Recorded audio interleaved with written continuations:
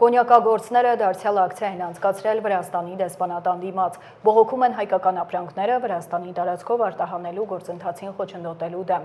Ասում են Ռուսաստան և Բալթյան երկրներ արտահանման համար նախատեսված կոնյակը Վերին Լարսի անցակետում ինքնաբուխ լաբորատոր փորձաքննության է ենթարկվում, ինչը հսկայական ուշացումներ և ֆինանսական կորուստներ է ենթադրում։ Չեն հասկանում ինչու պետք է իրենց ապրանքի կապարակնիկները պոկվեն, ուղարկվեն լաբորատոր ստուգման, եթե այդ ապրանքը Վրաստանի համար չէ։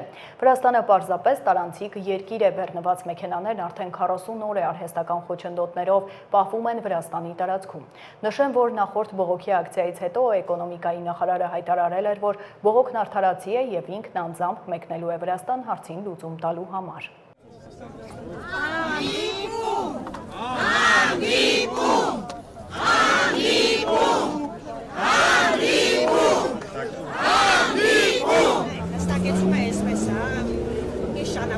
Ես շշտում ինչ մեքենաներ կամ կանից, երբ որ մեր մեքենաները մտնում են գեյզի անցակետ, ես այնտեղ վարորդներին խնդրում եմ,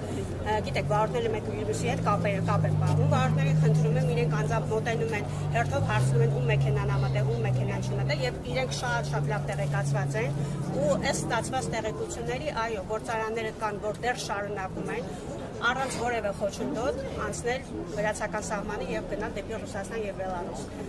Այս պահի դրությամբ մի քանի գործարանների հետ է խնդիրը, կարծես թե,